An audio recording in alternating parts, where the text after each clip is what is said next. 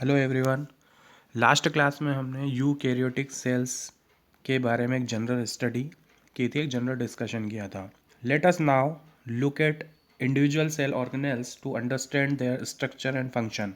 The first is cell membrane. Cell membrane mainly two material से मिलकर बनी होती है। Number one is lipids and number two protein. इन दोनों से कंपोज्ड होकर सेल मेम्ब्रेन का फॉर्मेशन होता है। जो मेजर लिपिड्स होता है वो फॉस्फोलिपिड्स होता है और ये मेम्ब्रेन पर बाई लेयर अरेंज होता है। Also the lipids are arranged within the membrane with the polar head towards the outer sides and the hydrophobic tails towards the inner part. This ensures that the non-polar tail of saturated hydrocarbons is protected from the aqueous environment. Phospholipids के अलावा plasma membrane में cholesterol भी पाया जाता है। बाद में जब बायोकेमिकल इन्वेस्टिगेशन हुई तो ये क्लियर हुआ कि सेल मेम्ब्रेन में प्रोटीन और कार्बोहाइड्रेट भी होता है। प्रोटीन और लिपिड का जो रेशो है वो डिफरेंट सेल्स में डिफरेंट टाइप का होता है। ह्यूमन बीइंग की इरिथ्रोसाइट सेल्स की सेल मेम्ब्रेन की स्टडी करें तो हम पाते हैं कि 52% प्रोटीन और 40% लिपिड मिलकर उस सेल मेम्ब्रेन का फॉर्मेशन करते हैं। मेम्ब्रेन प्रोटीन को टू पार्ट्स में डिवाइड किया गया है, integral and peripheral. Peripheral proteins membrane की सरफेस पर होता है, जबकि इंटीग्रल प्रोटीन्स पार्शली या टोटली मेम्ब्रेन में धसा हुआ होता है, उसमें बरीड होता है। According to fluid mosaic model, the quasi-fluid nature of lipid enables lateral movement of proteins within the overall bilayer.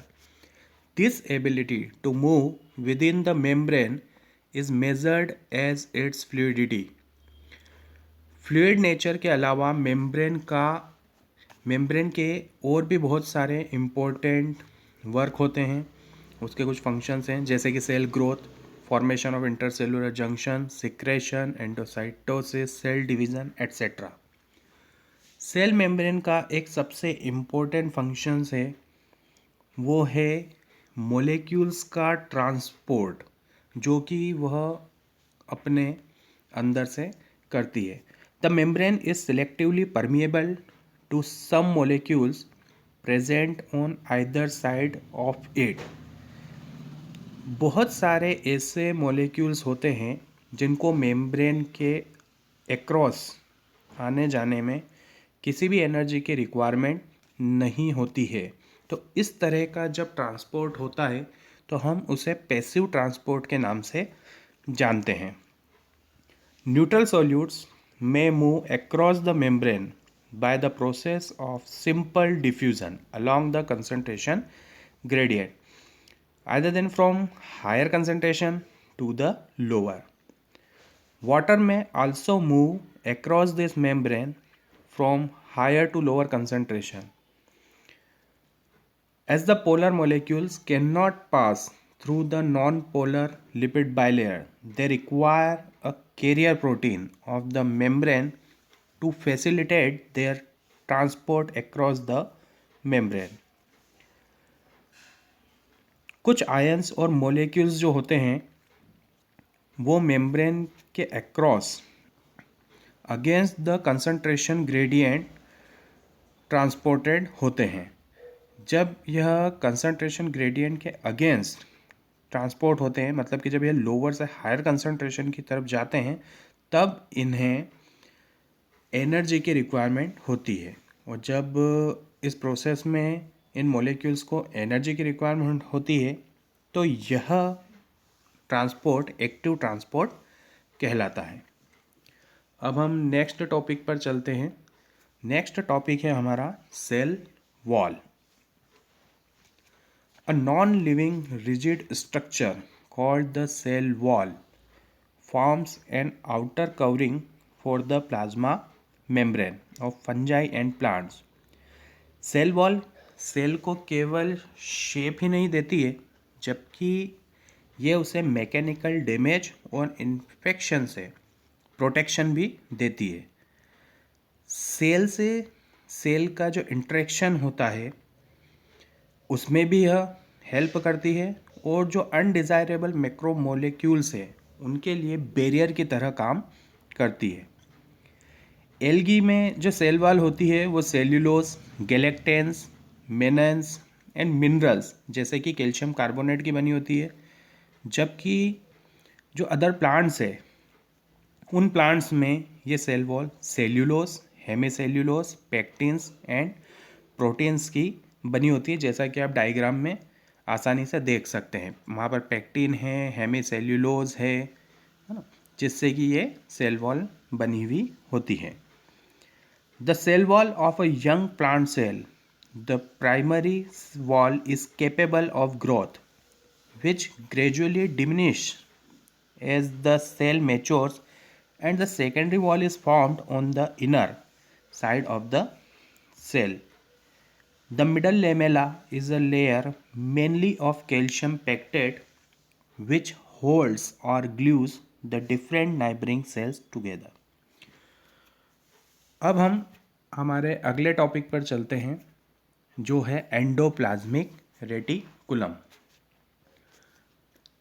जब इलेक्ट्रॉन माइक्रोस्कोप का इन्वेंशन हुआ और उससे यूकैरियोटिक सेल्स की स्टडी की गई, तो पाया गया कि एक रेटिकुलेटेड ट्यूबुलर स्ट्रक्चर साइटोप्लाज्म में बिखरा हुआ है, जिसे कि एंडोप्लाज्मिक रेटिकुलम नाम दिया गया, जिसे शॉर्ट में हम ER के नाम से जानते हैं।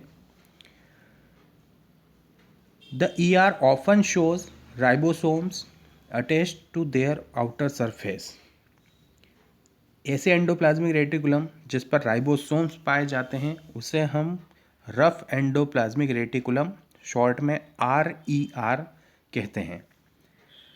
राइबोसोम्स की एब्सेंस में यही एंडोप्लाज्मिक रेटिकुलम बिल्कुल स्मूथ दिखाई देती है, तो इसे वहाँ पर स्मूथ एंडोप्लाज्मिक रेटिकुलम कहा जाता है, शॉर्ट में हम जिसे SER कहते हैं। RER is frequently observed in the cells actively involved in protein synthesis and secretion. They are extensive and continuous with the outer membrane of the nucleus. Smooth endoplasmic reticulum का जो major work है वो है lipid का synthesis करना। In animal cells lipid like steroidal hormones are synthesized in SER। Diagram में आप आसानी से देख सकते हैं, न्यूक्लियस के पास में जो उसका न्यूक्लियर मेम्ब्रेन है उससे ही अटैच हमको एक एंडोप्लाज्मिक रेटिकुलम दिखाई दे रही है।